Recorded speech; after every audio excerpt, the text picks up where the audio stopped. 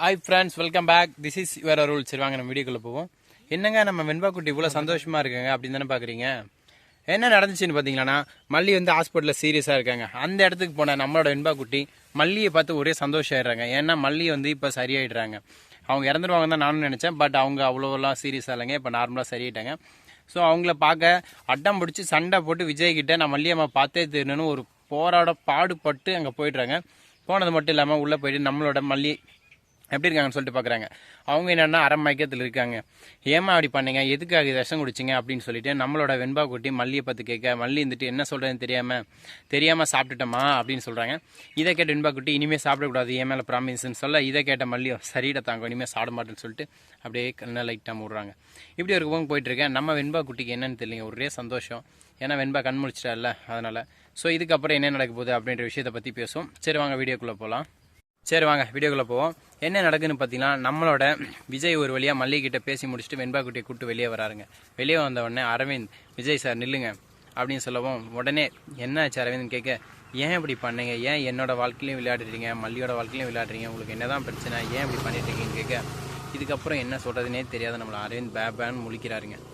Sorry என்ன கேட்கறதுனே தெரியாமல் இவ்வளோ கேள்வி கேட்டு கம்முன்னு ஆயிடுறாரு. உடனே நம்ம விஜய் சொல்கிறாரு, இல்லைங்க நான் என்ன சொல்கிறதுன்னு தெரியல, இது எதனாலன்னு எனக்கும் புரியல அப்படின்ற மாதிரி வளர்றாருங்க. இந்த பையன் முடிக்கிறான் பார்த்தீங்களா, இப்படி தான். ஏன்னா நம்ம விஜய்க்கு அதுக்கு மேலே என்ன சொல்கிறதுன்னு தெரியல, இதுக்கு மேலே என்ன பேசுறதுன்னு அரவிந்துக்கும் புரியலைங்க. ரெண்டு பேரும் கன்ஃபியூஷனில் நிற்கிறாங்க. இவன் என்ன தான் பர்ஃபார்மன்ஸ் பண்ணாலும் நான் சிரிக்க மாட்டேன்.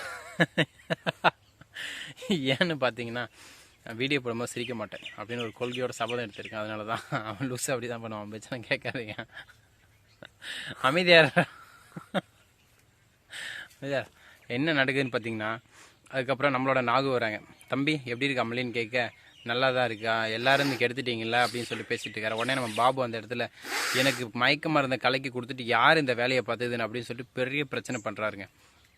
ஏன்னா நான் மயங்கிட்டேன், அதுக்கப்புறம் என்ன நடந்துச்சுன்னு எனக்கு தெரியல, இப்போ மல்லியும் சீரியஸாக இருக்கா, என்ன தான் நடந்துச்சு, விஷம் குடிக்கிற அளவுக்கு எப்படி போனா அப்படின்னு கேட்குறாங்க. இப்படி பக்கம் போயிட்டுருக்க. இன்னொரு பக்கம் பார்த்தீங்கன்னா நம்மளோட நாகு, ஏன் அவனுக்கு அறிவே இல்லையா, மல்லி எத்தனை முறை சொன்னா வேணாம் கல்யாணம் சொல்லிட்டு தேவையில்லாமல் அவன் மனசில் ஆசையை வளர்த்து கட்டாய கல்யாணத்தை பண்ணி வச்சு இப்போ அவள் சாக கிடக்கிறா, உன் தங்கச்சி போயிடுவான்னு இப்போ உண்மையிலே போகிறா, இப்போ என்னையா பண்ண போகிற அப்படின்னு பிடிச்சி ஏறி நேர்றா. பாபு என்ன பண்ணுறேன்னு தெரியாமல் குறி நிற்கிறாருங்க.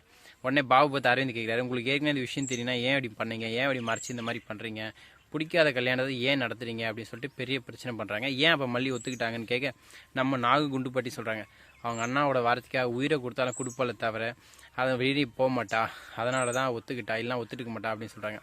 இதுக்கப்புறம் என்ன நடக்க போகுது, ஏது நடக்க போகுது அப்படின்ற விஷயத்த அடுத்த வீடியோ உங்களை அப்லோட் பண்ணுறேன். மறக்காமல் என்னோடய வீடியோ பிடிச்சிருந்தா சப்ஸ்கிரைப், லைக் அண்ட் ஷேர் பண்ணுங்கள். ஏன்டா சிம்பிளாக வீடியோ முடிச்சுட்டு போகிறேன்னு தான் கேட்குறீங்க, எனக்கு முன்னாடி ஆடு விட்டு வராங்க, பின்னாடி வேலைக்கு போயிட்டு வராங்க. ஸோ மற்றவங்களுக்கு டிஸ்டர்ப் ஆகும்னு சொல்லிட்டு தான். ஸோ நண்பர்களே thank you so much, Tata, see you, bye bye.